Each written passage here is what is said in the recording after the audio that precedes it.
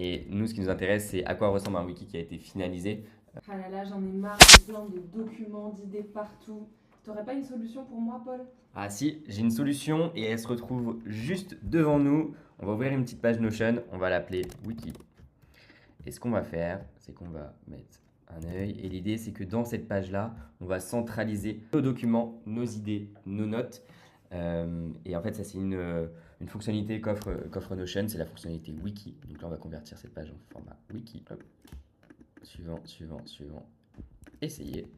Et donc là, maintenant, ce qu'on va faire, c'est qu'on va créer un menu de navigation qui va nous permettre de naviguer dans les différentes sections de notre wiki. Donc là, on va partir sur 3 sections très simples que sont idées, notes et documents. Donc là, ce qu'on va faire, c'est qu'on va créer un bloc synchronisé. Donc c'est un bloc qu'on va pouvoir retrouver dans toutes les pages de notre wiki. Et en fait, c'est un bloc, donc là, vous voyez avec les lignes rouges, à partir du moment où vous faites une modification dans ce bloc, la modification se fera sur toutes les pages. Donc là, ça c'est l'avantage. Vous pouvez l'utiliser pour pas mal de choses, mais l'une des fonctionnalités principales, ça peut rester les menus de navigation. Donc là, ce qu'on va faire, c'est qu'on va créer différentes pages, donc, slash page en raccourci. Donc là, on va mettre venir en arrière. Ici, on va mettre slash page, on va mettre note. Allez, hop. Ce qu'on va faire, glisser, on va mettre slash page, on va mettre document, et là on revient en arrière. Donc maintenant, on a notre menu de navigation qui est fait. On va pouvoir prendre un bloc, ce qu'on appelle une poignée de bloc, le faire glisser sur le côté pour avoir 2 colonnes. On peut réduire pour avoir un menu de navigation qui est sur la partie gauche. Et à cet endroit-là, on va pouvoir faire afficher les différentes pages qu'on a ici. Je vous montrerai juste après ce que ça peut donner, mais vous allez comprendre l'intérêt. Donc là, le wiki, donc, vu que j'en ai quelques-uns sur mon espace, on va pouvoir le renommer. On va créer une vue liée de cette base de données. Vue liée. On va sélectionner wiki. Normalement, il va apparaître tout en haut parce que vous êtes sur la page, donc par défaut. Là, vous pouvez mettre toutes les pages si vous voulez. Hop, on peut cacher le titre de la base de données. On peut enlever l'étiquette si on veut. On va pas en avoir besoin. Derrière modification, on peut l'enlever aussi. Ici, vous pouvez mettre fichier, vous pouvez mettre couverture. Vous allez comprendre l'intérêt juste après. Après, moi, j'aime bien personnaliser un petit peu. Vous pouvez taper l'image, comme ça, vous pouvez personnaliser les emojis sur votre espace Notion. Et là, ce qui va nous intéresser, nous, c'est de créer des modèles de pages sur notre wiki. Donc comment faire? Vous avez la base de données, donc le wiki. Vous cliquez sur la flèche à côté de nouveau modèle. Et à cet endroit-là, vous allez pouvoir donc créer le modèle qui sera le même pour toutes les pages pour facilement se retrouver dans le wiki. Donc là, ce qu'on va faire, c'est qu'on va sélectionner le bloc synchronisé. On rentre dans la page, on fait modifier. On le colle dans notre page juste ici. Les 3 petits points, pleine largeur. On prend la poignée de bloc, on la fait glisser sur le côté. Là encore la même manip. Comme ça, on a bien deux colonnes. Et maintenant, notre base, notre structure est réalisée. Donc maintenant, ce qu'on va faire, c'est qu'on va retourner sur l'outil. On va aller sur les différentes pages. On va pouvoir cliquer sur ID. Et là, on voit bien que le bloc synchronisé apparaît. Hop, document. Et là, ce qui nous manque, c'est qu'on n'a pas de redirection vers le wiki. Donc là, on va prendre un bloc. On va le faire rentrer juste ici. On va mettre arrobase. Et là, on va mettre wiki.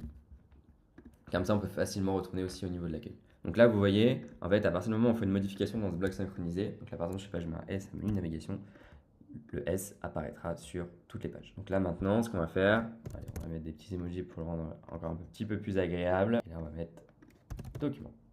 OK. On va juste faire sur la partie idée et après, je vous montrerai ce que ça peut donner de manière générale, un wiki qui a été finalisé. Mais en tout cas, sur la partie idée, quand on rentre sur la partie idée, l'objectif, ça serait de centraliser toutes les bases de données dans un endroit sur votre espace Notion. Mais là, pour l'exemple, pour le simplifier, on va créer la base de données directement sur cet espace. Donc là, on va créer slash database table. On va pouvoir lui mettre un nom. Donc là, vous pouvez mettre ID.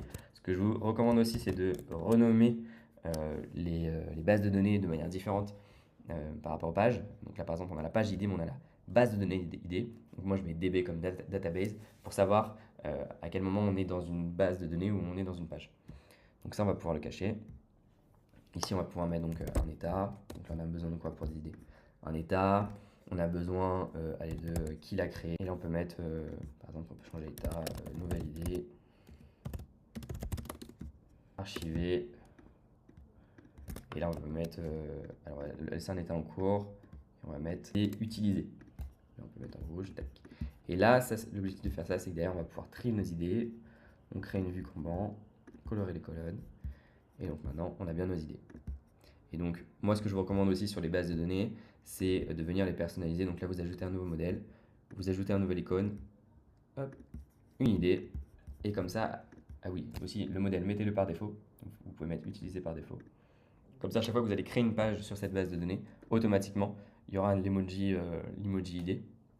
Et ça, c'est un avantage pour pouvoir facilement se retrouver aussi sur votre espace.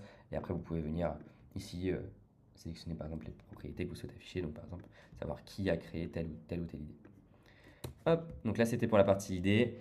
Et nous, ce qui nous intéresse, c'est à quoi ressemble un wiki qui a été finalisé.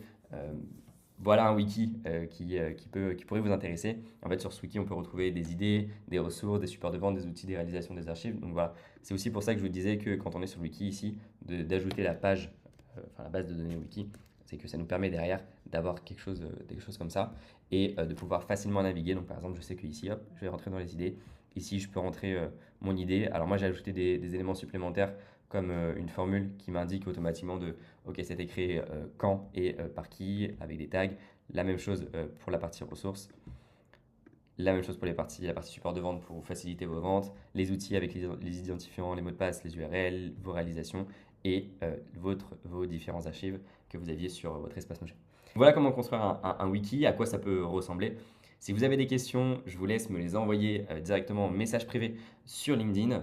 Et si jamais vous avez d'autres idées tutos ou d'autres réalisations ou des éléments que vous souhaiteriez voir directement sur Notion, je vous laisse me les poser en commentaire. Et je vous souhaite une très bonne journée et à très bientôt.